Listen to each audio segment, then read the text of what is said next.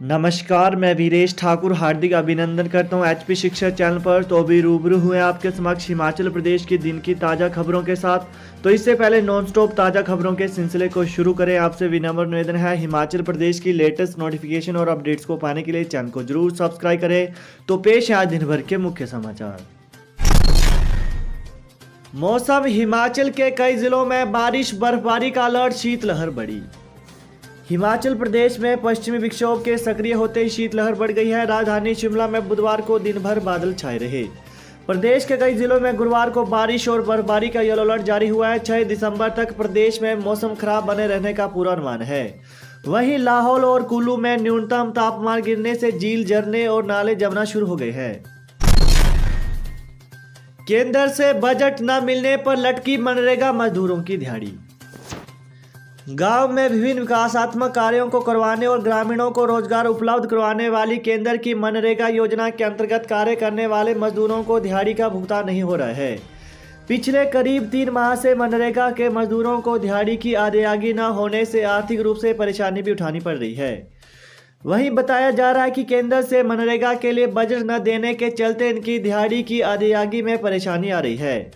जानकारी के अनुसार प्रदेश भर में मनरेगा मजदूरों को योजना के अंतर्गत लगाई गई दिहाड़ियों के पैसे की अदायगी रुकी हुई है। राज्य में मनरेगा के ऑडिट में आए कुछ इशू के चलते केंद्र ने ये राशि रोकी थी। अब ऑडिट रिपोर्ट को केंद्र को भेज दिया है, जिससे कि जल्द ही बजट को अदायगी होने पर मनरेगा मजदूरों के खातों में दिहाड़ी की राशि भेज दी जाएगी। टशीगंग, दुनिया के सबसे ऊंचे पोलिंग बूथ में 100% कोरोना वैक्सीन। दुनिया में सबसे अधिक ऊंचाई पर स्थित पोलिंग बूथ टशीगंग गांव में स्वास्थ्य विभाग ने कोरोना वैक्सीन की 100% दोनों डोज लगाने में कामयाबी हासिल की है।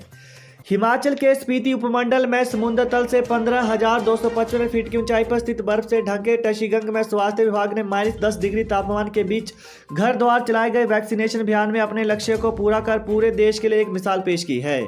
वहीं टशीगंग दुनिया का सबसे ऊंचा पोलिंग बूथ भी है।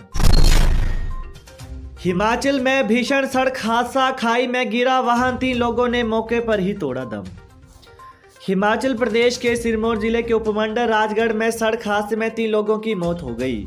यह हादसा नेरीपुल सोलन मार्ग पर स्लैच कैंची के समीप पेश आया। गाड़ी HP 169275 गहरी खाई में गिरकर दुर्घटनाग्रस्त हो गई।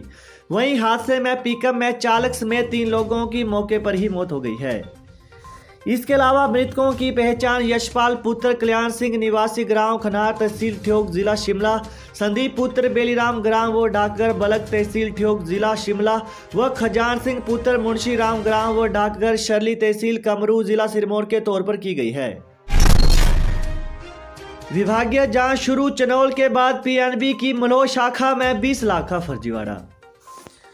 पंजाब नेशनल बैंक की चनौल शाखा में 10,20,000 के फर्जी ऋण बनाने के आरोपी प्रबंधक ने सुंदरनगर के मलोह में भी 20 लाख का फर्जी लोन बनाकर बैंक को चूना लगाया है। आरोपी प्रबंधक बीते 30 नवंबर को PNB की चैलचोंग शाखा से सेवानिवृत्त हो गया। प्रबंधन ने उसके सेवानिवृत्त लाभ पर रोक लगा दी है। चनौल के बाद मलोह में ऋण एक ही व्यक्ति के नाम पर बना है। करीब 30 लाख का गोलमाल सामने आने पर बैंक प्रबंधन में हड़कंप है। मलोह शाखा में तैनात अधिकारी ने फर्जीवाड़े की दूसरी प्राथमिकी सुंदरनगर थाने में दर्ज करवाई है। JBT भर्ती मामला, हिमाचल हाईकोर्ट के फैसले को सुप्रीम कोर्ट में चुनौती देगी सरकार। हिमाचल प्रदेश हाईकोर्ट से JBT भर्ती में BEd डिग्री धारकों को भी पात्र बनाने को लेकर आए फैसले को राज्य सरकार सुप्रीम कोर्ट में चुनौती देगी। शिक्षा विभाग की ओर से सुप्रीम कोर्ट में SLP दायर की जाएगी। सुप्रीम कोर्ट जाने के साथ साथ प्रदेश हाईकोर्ट में शिक्षा विभाग की ओर से पुनर्विचार याचिका भी दायर की जाएगी। इसकी तैयारियों में विधि विभाग जुट गए हैं। राजस्थान के जोधपुर हाईकोर्ट से JBT प्रशिक्षुओं के पक्ष में आए फैसले को SLP और पुनर्विचार याचिका में आधार बनाया जाएगा। वहीं बुधवार को राज्य सचिवालय में शिक्षा मंत्री गोविंद सिंह ठाकुर ने बताया कि मंगलवार को कैबिनेट बैठक में इस मामले को लेकर विस्तार से चर्चा की गई है।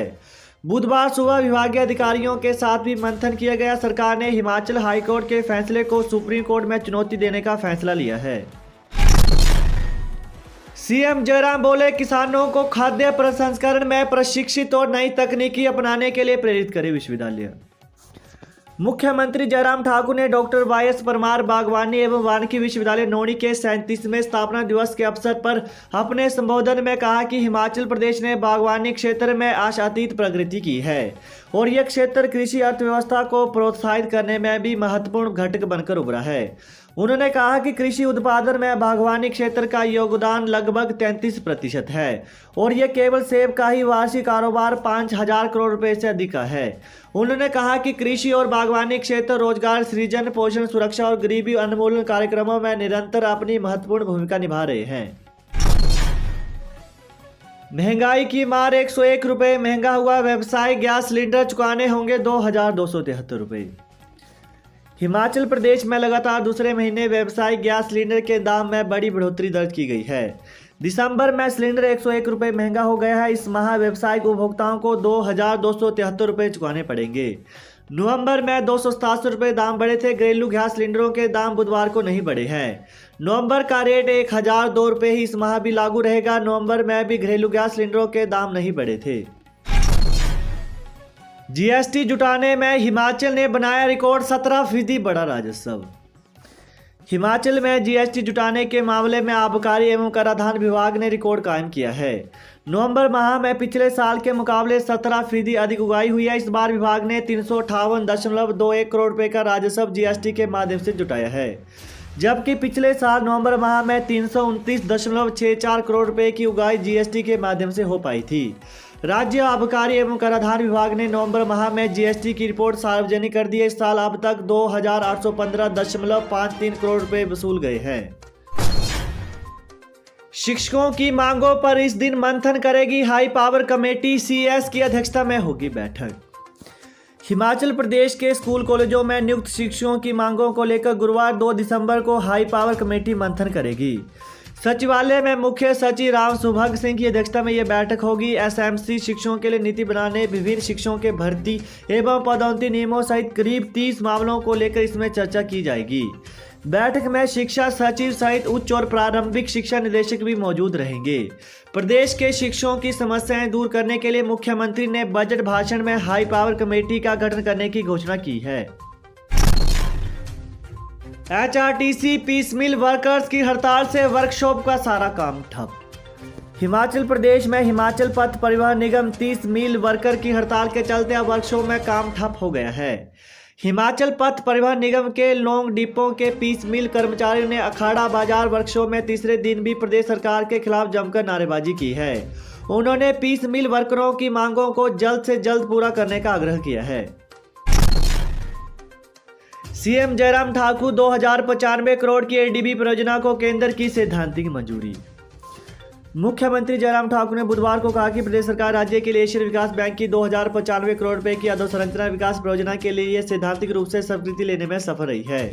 उन्होंने कहा कि इसमें 90% ऋण राशि होगी, ये भारत सरकार की ओर से समर्थित होगी। 10% राज्य का हिस्सा होगा क्योंकि हिमाचल एक विशेष श्रेणी का राज्य है।